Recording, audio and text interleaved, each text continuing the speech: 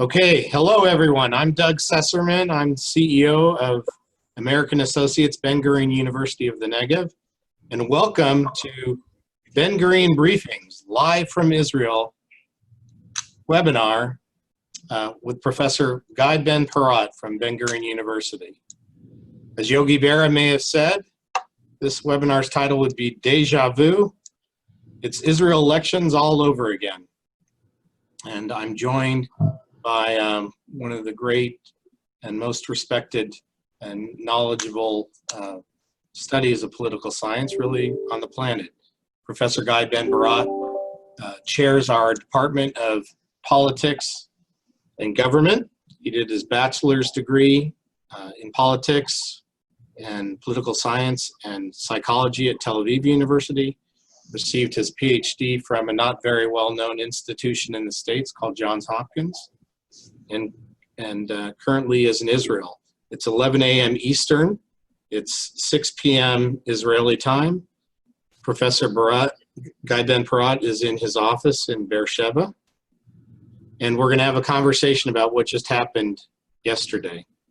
So this webinar will last 45 minutes. There will be 3 sections. The first will be a discussion of why we're even having a discussion over elections when there were 2 elections in 6 months. The second will be what are the results from yesterday's elections. And the third part of the webinar will be where do we go from here, and questions from all of the participants. So this is Zoom technology for those of you who haven't used it before. You can scroll on your computer and find a function called Q&A. As you click on that Q&A, I will be able to see your questions come up. And when we get to the Q&A section, I'll be pulling questions from the Q&A that's live and giving them to Guy. One other note before we begin is that just a little commercial from AABGU.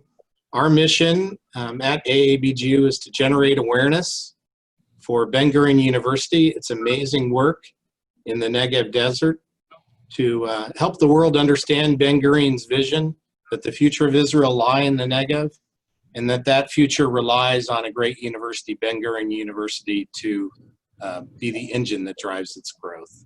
And ultimately, we have the pleasure and privilege to raise resources for the university, scholarship support, fellowship for the graduate students, dormitories, facilities, all the capital projects and important research projects. So with that, Guy, are you ready? Yes, I am. Thank you.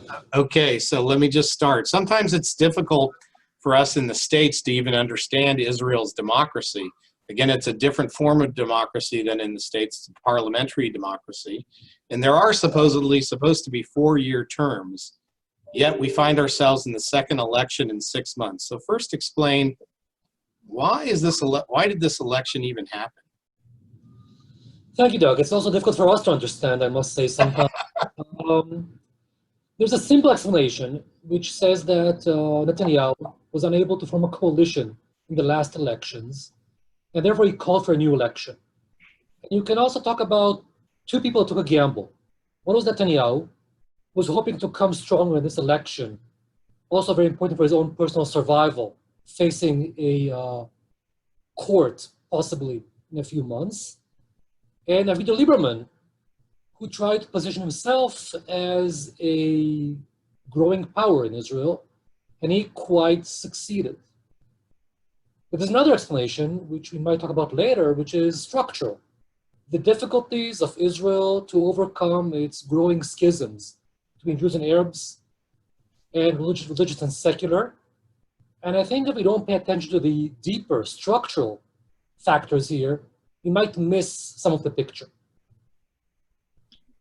Well, that was excellent. And I'm not sure how we're going to cover all this in 45 minutes, but let's start with the results. We have a little more than 90% results in, correct? Yes. We have a sense for where this election is going to finish. So why don't you just summarize what we've seen so far in the exit polls, et cetera, and the results. Okay, I will try. It's not simple. At the moment, the 2 contenders, Netanyahu and Gantz, don't have a coalition at hand. There's a problem of forming a coalition, and we are pretty much at square one. In the last week, we heard two terms that might be interesting to the listeners here. One is the drinking with a straw. The other was the Gewalt campaign. Drinking with a straw means that both Netanyahu and Gantz have tried to take away voters from the small parties, under the argument that if they are not the biggest party, they will not be able to form a coalition. So Netanyahu and Gantz, especially Netanyahu, cannibalized on smaller parties to their right and their left. The Gewalt campaign is something Netanyahu invented a few years ago, which is quite before the election, even on the day of the election, they declared that they're in danger, that the country is in danger. If you don't vote for us, a disaster is coming. Only this election, all parties used that. Small parties. Let's back up for 1 minute for our viewers, because again, the parliamentary democracy is different than in the States. We have really two main parties here, the Democrats and the Republicans. In Israel, Gantz is leading this new party, the blue and white, and Bibi Likud. Those are the two parties that receive the most votes, but neither of them have enough to form to win a majority, so they have to form a coalition, right? Right. So could you just summarize where we are in the actual vote? So at the moment, so here's the big story, I think, with what we're seeing now. Netanyahu or Gantz need 61 parliament members to form a coalition. At the moment, each of them have 55 or 56 members at hand at most. The man of the hour, even though they only, I think blue and white got 32 and Likud 31. Right. You're talking about their natural coalitions. Right. From I'll sort talk of about that back in a second about the natural coalitions, but the man of the hour is Lieberman. He is the party that actually shot off these elections by sabotaging the former coalition. Lieberman stated he insists on the draft law, meaning that the ultra-Orthodox will have to serve in the military. This has been in debate for years in Israel. Nobody takes that too seriously. However, in the last election, this became kind of a block for the coalition. And over that stumbling block, Netanyahu could not put together Lieberman and ultra-Orthodox, which eventually caused his coalition to fall apart. So what began this story with Lieberman, he gambled on being the central player. So at the moment, the scene looks more or less like this. Netanyahu has 32 or 33 cabinet members. On his right, he has what's called the Yemina party, which is the strong right party, which has 7 seats. Now this party, headed by Naftali Bennett and Ayelet Shaked, saw itself as a serious contender for leadership. Different than other years, Bennett and Shaked see themselves as potential prime ministers. Netanyahu sees them, of course, as an imminent danger, and he cannibalized on their party. So eventually this party has 7 seats, and it's committed to support Netanyahu in his coalition. Ultra-Orthodox have about 15, 16 seats. Previously, in recent years, there used to be the more free agents who could move between coalitions, who could be either with the left or with the right, depending on what the ultra-Orthodox would gain from the coalition. However, in the last maybe 4 or 5 years, they have committed themselves to be part of the right. So these parties have also endorsed Netanyahu and claim they will stick with him. However, this might change if during coalition negotiations, something happens. But now, my understanding is that voter turnout was up about 2% from the last election 6 months ago? Yes, about a little less than 70%, not very low either. Would your read on that be that increased voter turnout helped the right or the left in this election? It's hard to say because it's only a 2% shift. Netanyahu lost power. Netanyahu had in the last election 3 months ago about 33 seats.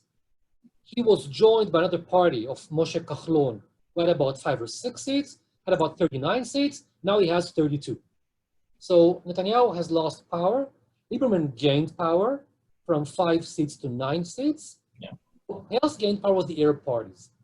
The Arab parties were under a very strong campaign by Netanyahu, who depicted them as a danger to Israel, who talked about Arabs as disloyal.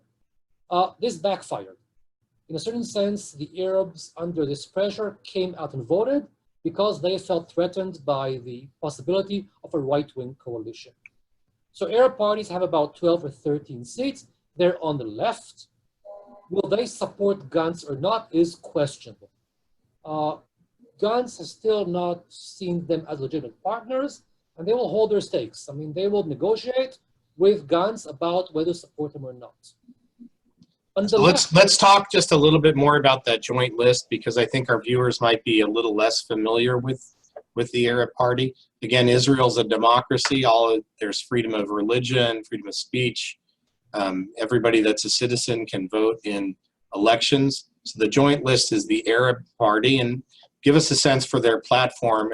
And they came in number 3, right? It's a significant block. Give us a sense for their platform and how you see them in a potential coalition. So Arab citizens have traditionally competed in several parties.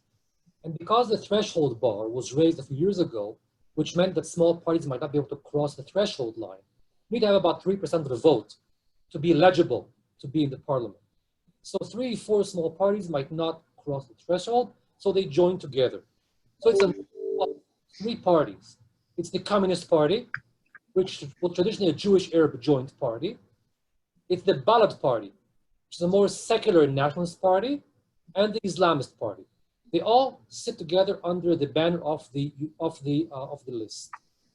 Their platform is, of course, has different aspects, but in general, they're all fighting for equality for Arab citizens. Leader of the party, Ayman Auda, who belongs to the Communist Party, has declared about 2 weeks ago that he's willing to sit in the coalition under some terms. So very pragmatic, raising, of course, important issues. Will the Jewish voters, especially of the centrist parties, be able to accept that? It's questionable.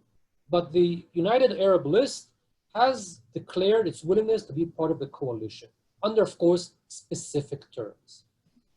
2 other left-wing parties is the Labour Party, able to garner 6 seats, and the Democratic Party, which is the former Meretz Party, which has 5 seats. That's another 11 seats, who will definitely support Gantz. So we have kind of 4, if you want, blocks here. We have the right-wing bloc, the ultra-Orthodox bloc, the left bloc, and Lieberman, who is in the center. Okay, so that's excellent. So let's talk about Lieberman and Yisrael Beiteinu for a little bit. People are talking about him as the kingmaker. You know, what does that mean? Is he really the most? Is he in the position that's the most powerful right now? And where does that lead in terms of a possible unity government? So as I said, 2 people gambled on this election, Netanyahu and Lieberman. Lieberman is definitely the winner of this election so far. He is in a position where he can shift his alliances. While all the other parties are committed to Netanyahu or Gantz, Lieberman is a free agent. At the moment, his demand is a national unity government, which is secular, meaning he excludes the Orthodox. He's also right-wing. He excludes the Arabs. So what Lieberman wants at the moment is a unity government based on Gantz, the white and blue, the Likud, with or without Netanyahu, and that's another question, and himself. So at the moment, he seems to be the kingmaker, unless things will change in the next couple of days. Wow. So Yisrael Beiteinu and Lieberman basically is the kingmaker, and he can swing left or right depending on this coalition. Let's talk a little bit about Gantz, the potential prime ministers. The leading candidates would be Gantz and Netanyahu, correct? Unless something happens in this king-making. But Gantz has said he won't work with Netanyahu because of the corruption charges. And Netanyahu said he won't work with Gantz. So is the most likely scenario that we're just having elections again in a few months' time? Or do you actually believe that that a government is going to be formed now? It's hard to say. There is a very strong reluctance for another election.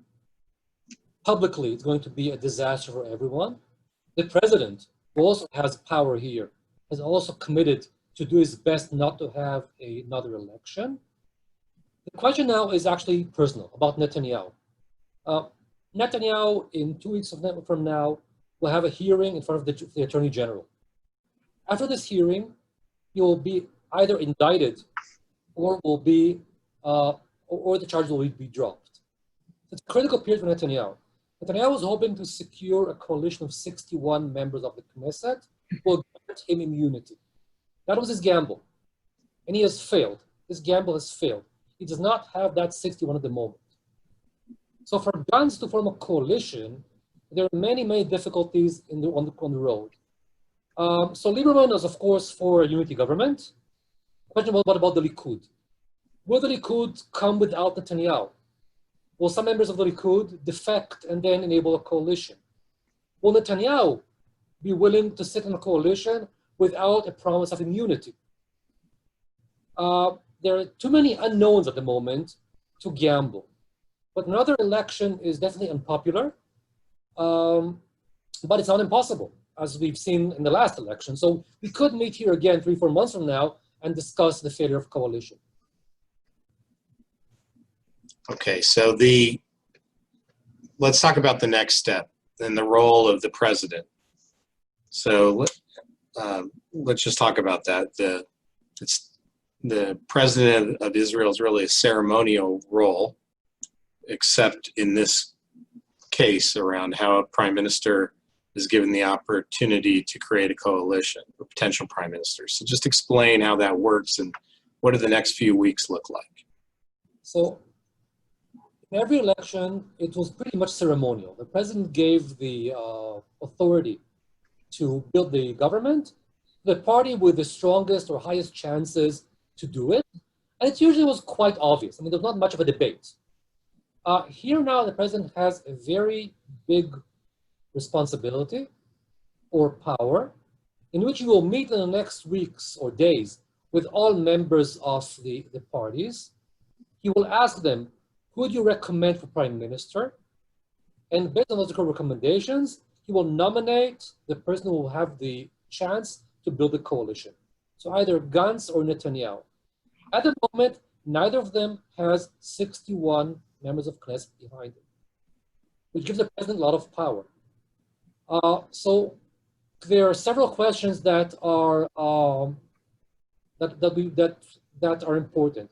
First, will the two parties, Likud and Blue and White, hold intact? Members of these parties could defect under some terms, saying that, you know, there's a crisis now and responsibility and we need to do something, therefore we defect. So either from Blue and White to the Likud, or the Likud to Blue and White. Another question is about the ultra-Orthodox. At the moment, they are committed to Netanyahu, but under certain conditions, which they will see an opposition is a possibility, not being a coalition, which is stake to lose here, they might also decide to shift their alliances.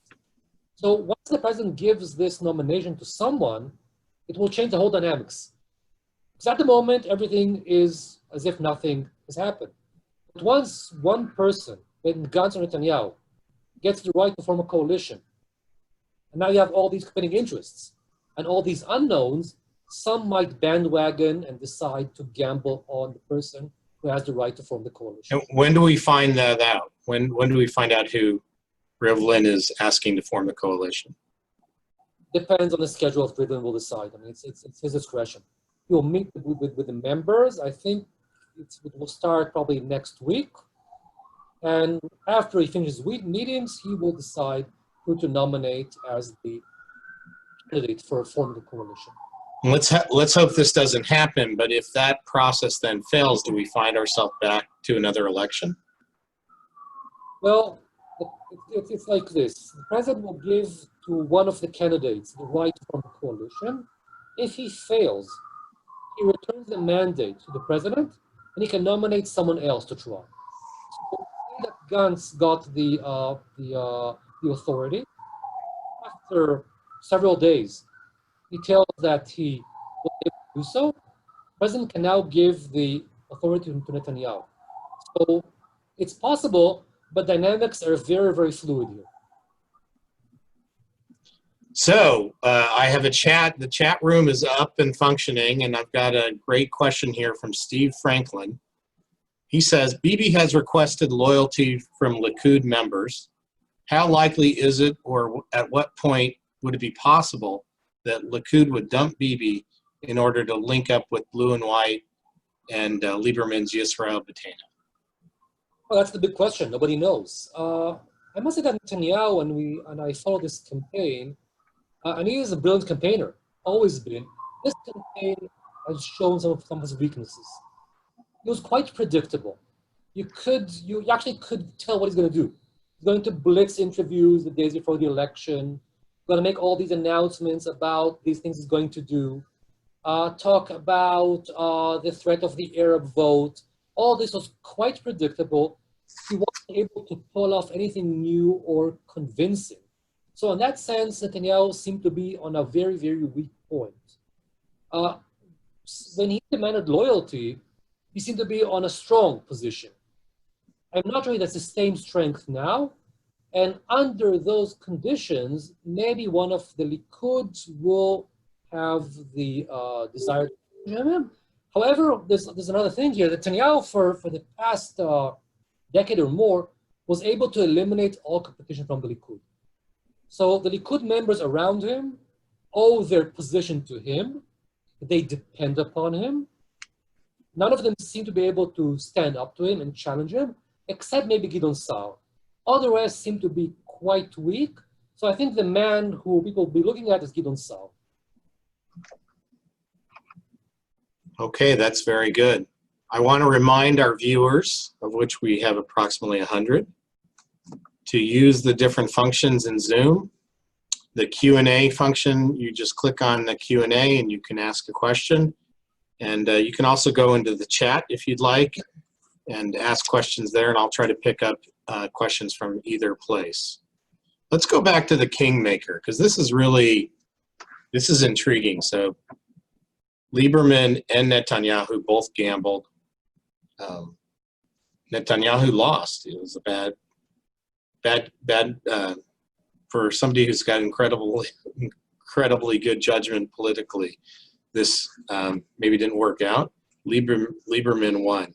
So just tell us a little bit more about Lieberman and how he seems right-wing in some ways and very pluralistic or left-wing in other ways, and how you think that will affect Israeli society either now or in the long run.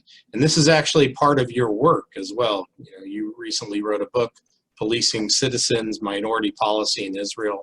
You're working to develop a center for the study of pluralism and how we improve Israeli society. So just tie this all together if you can between Lieberman's now newly found political strength and this subject. And boy, the Q&A is pouring in right now, so I'll let you talk about that for a second, then we'll go back to the audience. Lieberman and Netanyahu have a long relationship. He was Netanyahu's aide for many years. There's a long love-hate relationship between them. That's on a personal level. Lieberman is not pluralist or liberal on any account. He's secular, but not liberal. So Lieberman is very right-wing, very anti-Arab. He is on the issues of foreign policy. He's a staunch hawk. On the issue of Arab citizens, he's very problematic in terms of his view of their rights. So he's not pluralist, but he is secular. He was able to pull off the issue of religious coercion, as they call it, in order to create a niche for himself and become the powerful man he is.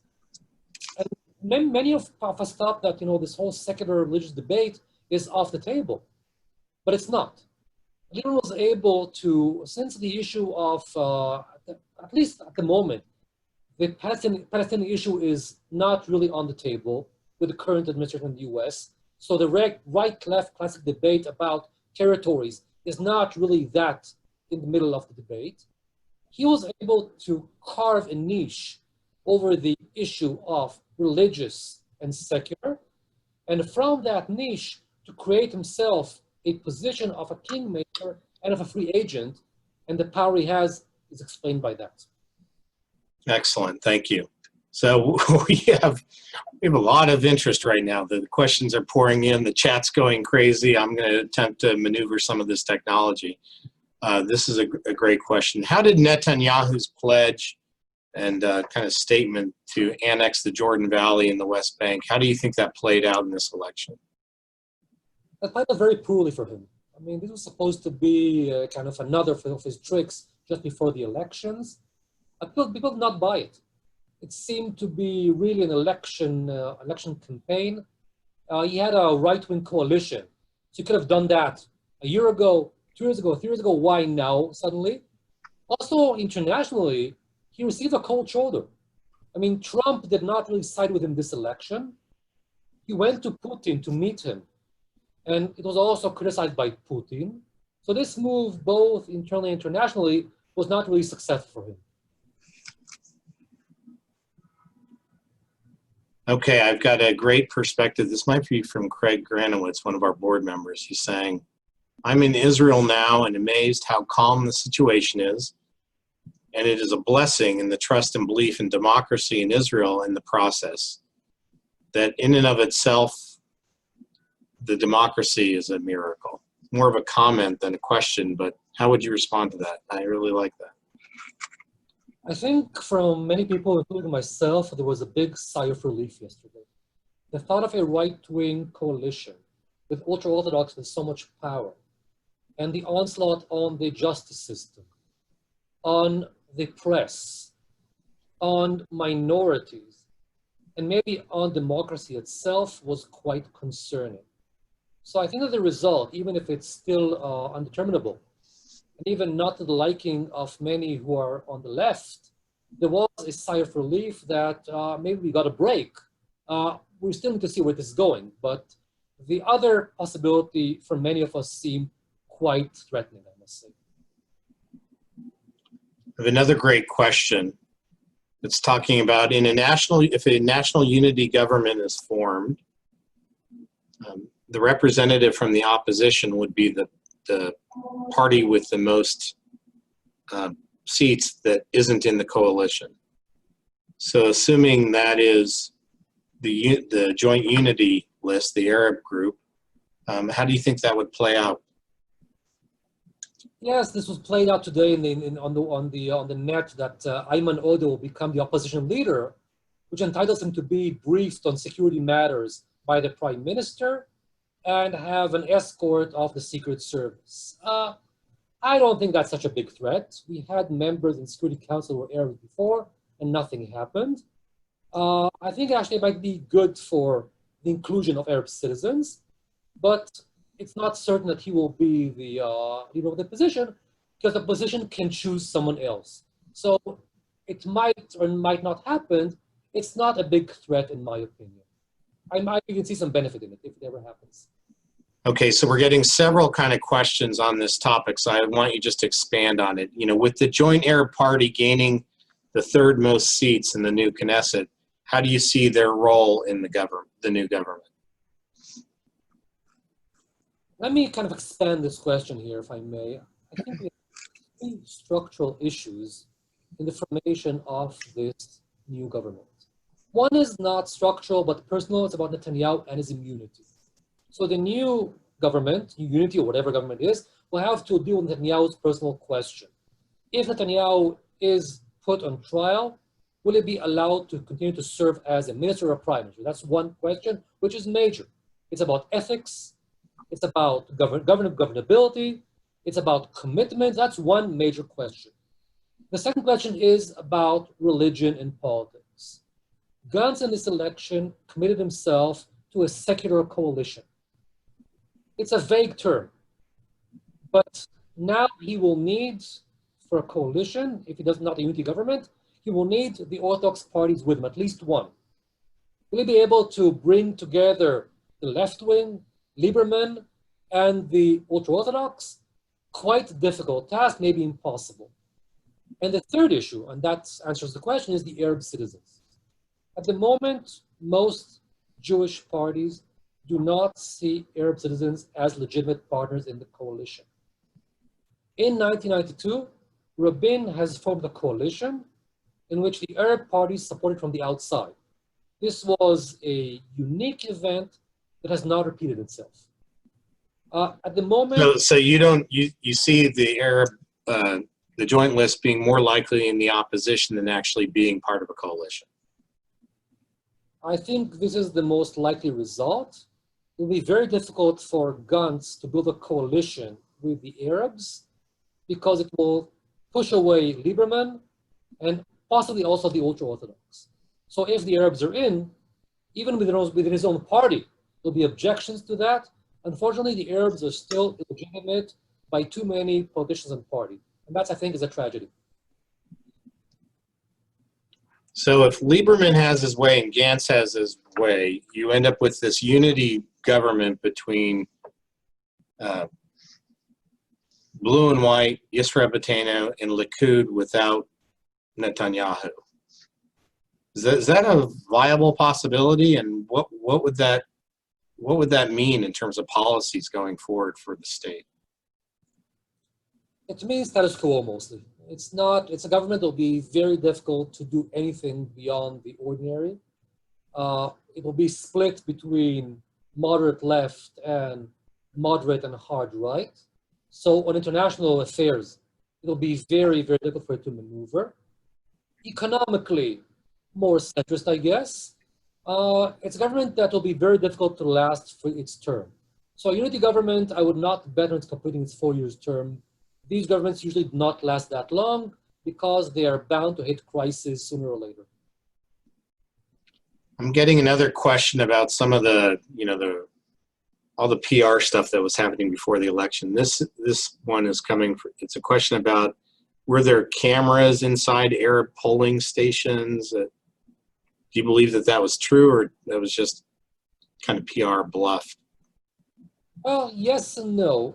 There were claims that in some of the Arab towns and villages, there were election forgery. Now, these claims are known for years, also among the ultra-Orthodox, that people vote who are dead, who are non-existent, people vote twice. It's quite a known fact, or quite a known rumor, I must say. Okay. It was never seriously examined. Netanyahu used that as an attempt to claim the elections are being stolen by the Arabs. Another part of the delegitimation campaign of Arab citizens. If there were forgeries, again, it's not only among Arabs. In the elections 3 months ago, when the election committee has tested the claims, it found forgeries in two voting stations. They were in favor of the Likud, actually, those forgeries. Now, what Netanyahu wanted to do, to have his own people come into the voting stations with their own cameras. And this was perceived as provocation, as bullying. And what the committee decided was that they will have cameras of their own in those polling stations. Now, how much is this important? Will this make a change? It doesn't seem very serious. Again, this issue is known for many years. Everyone, of course, thinks that forgeries should be prevented. 2 weeks before the elections, to send your own people with cameras doesn't sound like a genuine offer to solve these issues. Let's talk for just a minute about the broader geopolitical climate right now in the Middle East. And if you're Rivlin, how does that affect decision-making around forming this government? I think it urges him to insist on having a government, the sooner the better. The situation is quite tense on all fronts, both in Gaza, both in Lebanon, both in Syria, Iran in the background. So we are in a tense situation. So in that sense, I think Rivlin would want to have a government and as quickly as possible. Whether this will help or not, no one can say. But definitely instability is not good for Israel at the moment. Okay, we're starting to run toward the end of our webinar. I have some more questions coming in, so people on the Zoom audience, feed the questions via Q&A or in the chat, and I'll do my best to get to them. Here's a question around, will the efforts of the Israeli Innovation Department be supported going forward, or by any way will these programs go away as a result of these elections? What innovation? I'm not sure I understand the question. I'm not exactly sure what David's asking. So D.A. Hurwitz, if you want to clarify the question, I'll do my best to represent it. All right, we've covered the role of the power of the opposition in the Knesset. Let's talk about the people are asking about, and you covered this, it's murky, but give us a timeline for when we'll know who the next prime minister is. I don't think there is a timeline for that. Okay. I think it might take weeks before we know what's happening. Again, there's a timeline here which is interesting. Netanyahu has his hearing in 2 weeks from now in front of the Attorney General. After those 2 weeks, I mean, after this hearing, which might also take a week or two, or maybe even more, we're not certain. So I think the question whether Netanyahu is or is not going onto trial is a major question. If for some miraculous reason, on his behalf, of course, the Attorney General will drop all charges, it's a whole new game for a coalition building. But if for some reason there are going to be charges, then for Gantz and his party, they're very difficult to cooperate with Netanyahu because they said that he cannot be a prime minister when he's under investigations. So that's one timeline. Maybe we should say something about the ultra-Orthodox. Something interesting is happening there. So ultra-Orthodox have traditionally been the pivotal actor. Traditionally, ultra-Orthodox, after every election, were able to shift right or left because they were sectorial. They were interested in their own business about funding their schools, about military service or not serving the military. So they were able to move left or right depending upon the bargains they could make. They were very smart bargain makers. In the last years, we are seeing a change. The ultra-Orthodox public is becoming more and more right-wing in its perceptions, which means they can no longer ally with the left. But that creates another paradox. If you're right-wing, and if you support annexation, if you support a more hawkish position, how can you also support deferral from army service? So it's a big paradox among the ultra-Orthodox of where we're going now. And the fact that they lost their pivotal position might be a very, very important turning point for Israeli politics. Lieberman has actually entered into their spot. If 5 years ago they were the kingmakers, now they're with the right, which on the one hand may be beneficial, but also very constraining politically for them. So that's an interesting change which we need to follow in the recent weeks, months, and years. We've got a great question on around government powers during a period like this, the caretaking period. Are the powers of the government limited at all while we search for the next prime minister? They are limited, but you know, under certain circumstances of disaster, then they'll be expanded, I guess. I'm not a lawyer, so that's not a question I can answer. There are limited powers, but they are the caretakers. There was a story in the press yesterday that Netanyahu, 3 days ago, wanted to begin an operation in Gaza, which could have led to war. And the military was reluctant, and the Attorney General pretty much stopped it. So these are questions that we're going to be bothered with in the next weeks, definitely.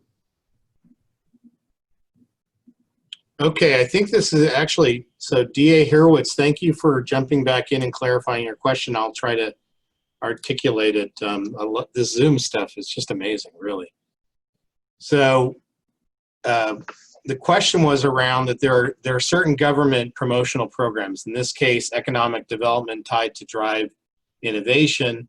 And he's just wondering if, while we're in this caretaking mode, et cetera, does the fact that we have a prime minister, but it's not necessarily the next prime minister, does that affect grants to companies and grants to universities and other research projects in the meantime? I think I know the answer. I think the answer is no, but go ahead. Probably not. I mean, this is part of the caretaking and when the bureaucracy can take care of business. So I think the things that are not controversial will pretty much go smoothly. Greater questions of military, foreign affairs, the big decisions, that's where the questions will be raised. I think on everyday events of running programs, things should run as usual. I don't think we'll see much difference on these issues. That's very helpful. Democratic than political in that sense.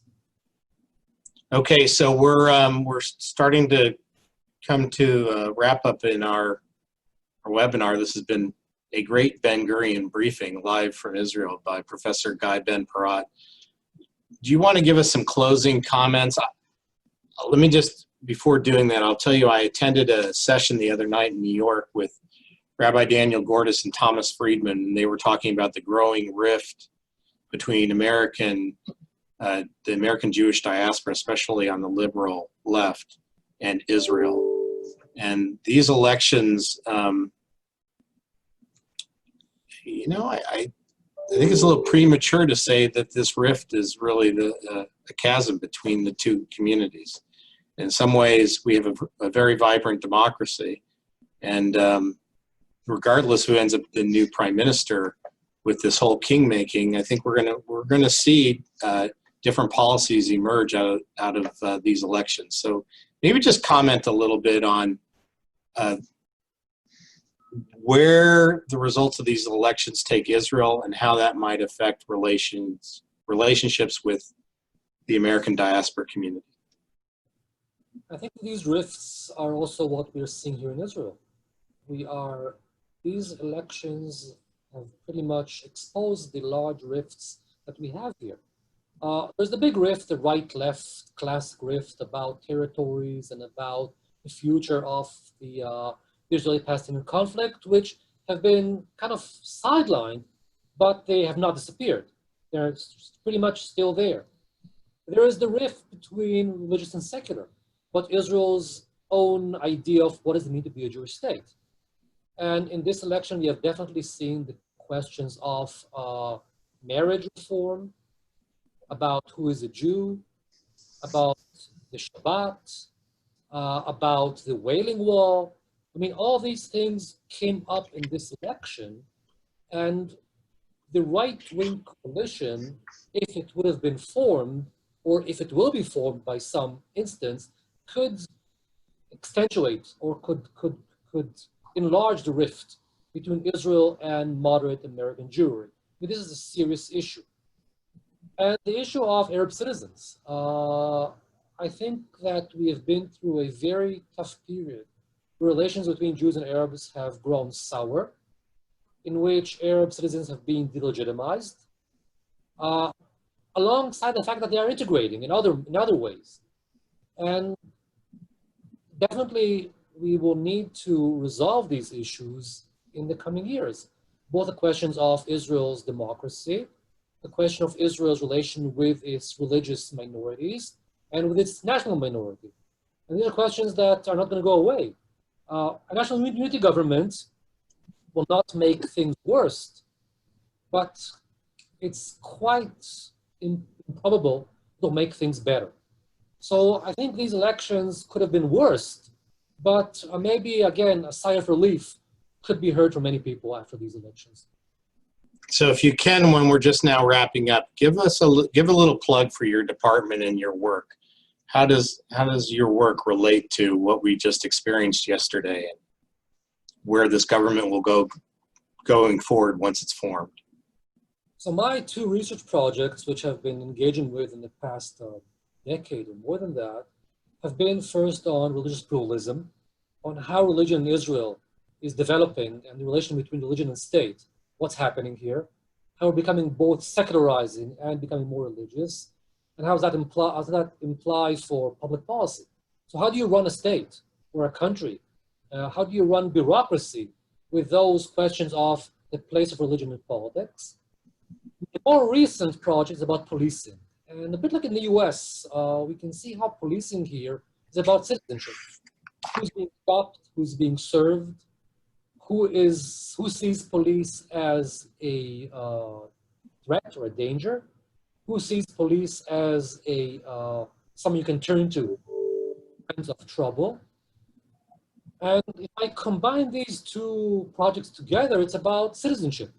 It's about how Israel can be a state where all citizens in different ways and manners can feel they are equal, that they are part of democracy, and that they're counted by their government as citizens.